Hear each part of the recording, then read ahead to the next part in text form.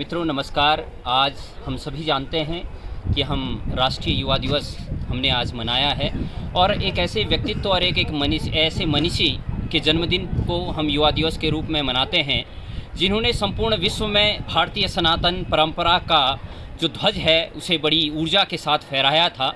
स्वामी विवेकानंद को हम सभी जानते हैं। आज 159वां जन्मदिन हम सभी ने बड़ी धूमधाम से मनाया और ख़ासकर युवाओं के प्रति जो उनका स्नेह था और भारत को जो कि आज एक युवा देश है, सभी विश्व के अनेकानेक देशों को जब हम देखते हैं और दूसरी ओर भारत की ओर देखते हैं तो भारत विश्व का सबसे युवा देश है और यहाँ की जो आबादी है, यहाँ की जो जनसंख्या है वो अत्यधिक युवाओं की है। तो स्वामी विवेकानंद जी भी कहा करते थे कि उत्तिष्ठ जागृत प्राप्य वाराणि बोधत, और उन्होंने ये भी कहा कि उठो जागो और लक्ष्य प्राप्ति तक संघर्ष करो, निरंतर प्रयत्नशील रहो। और स्वामी विवेकानंद सदैव अपने वरिष्ठ और गुरुजनों के प्रति भी उनका आग्रह रहता था। उन्होंने कई बार इस बात को भी बड़े बड़े मंचों से उठाया। वो कहते थे कि the teacher is greater than the father because the father give us this body but the teacher shows us the way to the solvation.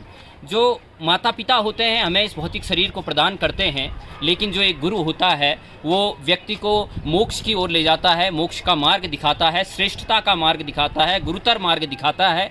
तो इस अवसर पर हम उन गुरुजनों को भी प्रणाम करते हैं जिनके कठिन परिश्रमों से ऐसे ऐसे यशस्वी, तेजस्वी और ओजस्वी और मनस्वी शिष्य पैदा हुए जिन्होंने भारत की जो यश पताका है उसको संपूर्ण विश्व में फैलाया है। और स्वामी विवेकानंद जी की बात जब हम करते हैं तो आप कल्पना कर सकते हैं उस समय भारत संसाधन विहीन था, या ये कहें कि संसाधनों की उतनी उपलब्धता भारत या किसी भी अन्य देश में नहीं थी। लेकिन उस समय भी विश्व धर्म सम्मेलन को संबोधित करने के लिए वो शिकागो गए और उन्होंने वहाँ पर विपरीत परिस्थितियों में भारत का पक्ष रखा। जब हमने देखा, इस बात को हमने महसूस की और इस बात को हमने विभिन्न प्रसंगों के माध्यम से सुना कि जब जो धर्म सम्मेलन चल रहा था वहाँ पर एक टेबल पर अनेक धर्मों की जो अलग अलग ग्रंथ होते हैं वो थे, चाहे ओल्ड टेस्टामेंट हो, न्यू टेस्टामेंट हो, बाइबिल हो, कुरान हो। तो उन सभी ग्रंथों में सबसे नीचे भारत की जो गीता रखी हुई थी।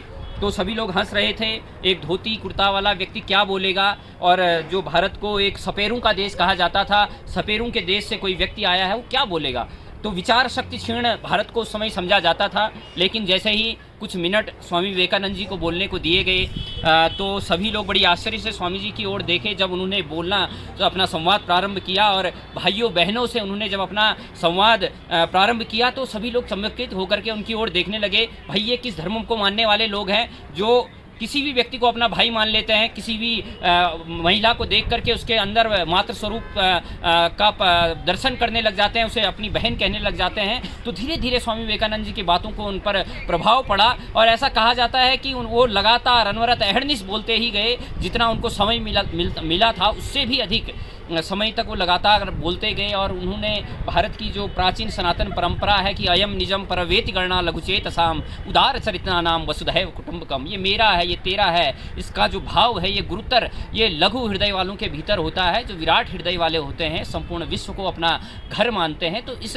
वैश्विक विचार और इस वैश्विक चिंतन को जब उन्होंने सुना तो सभी स्वामी विवेकानंद के चरणों पर पड़ गए और सभी लोगों ने बड़ी एक भाव से स्वामी जी को देखा। और उसके बाद अनेक लोग वहाँ उनके शिष्य बने और जो पश्चिम के देश थे वहाँ स्वामी जी का जो डंका था वो धीरे धीरे बसता गया। और भारतीय सनातन परंपरा में हम देखते हैं कि गर्व से कहो हम हिंदू हैं, इस भाव को किसी व्यक्ति ने आम जनमानस के भीतर, क्योंकि उस समय हिंदू होने का तात्पर्य था कि एक कायर कौम कहा जाता था हिंदुओं को, क्योंकि हम जानते हैं मुगलों ने हमारे ऊपर अत्याचार किए, अनाचार किए, हूण आए, शक आए, न जाने कितनी संस्कृतियों ने हमारे ऊपर आक्रमण किया। सभी हमको लूटने के लिए यहाँ पर आए, हमारे संसाधनों को लूटने के लिए यहाँ पर आए। तो हम लोगों के अंदर भीरुपन कहीं ना कहीं पैदा हो गया था। उस भीरुपन को दूर करने के लिए अपने धर्म के प्रति गौरव को पुनर्जीवित करने का जो काम किया है वो स्वामी विवेकानंद जी ने किया है। और आज मैं तो ये कहता हूँ कि भारत की हर महिला को अपने पुत्र और अपने पाल्यों को स्वामी विवेकानंद के चरित्र को बताना चाहिए। आज हमारे समाज में जितनी भी विकृतियां हैं, जितनी भी बुरी चीज़ें हैं, चाहे वो महिलाओं के प्रति अत्याचार, अनाचार और व्यभिचार की घटनाएं हमारे सामने आ रही हों, छेड़खानी की समस्याएं हमारे सामने आ रही हों, ये सभी समस्याओं के समाधान केवल और केवल मात्र स्वामी जी के चरित्र को प्रत्येक युवा को अगर हमारी माताएं बहनें बता दें तो निश्चित रूप से कम हो सकती हैं। क्योंकि उनका जो जीवन चरित्र था वो जो पाथेय हमको दे गए हैं वो निश्चित रूप से अभूतपूर्व है।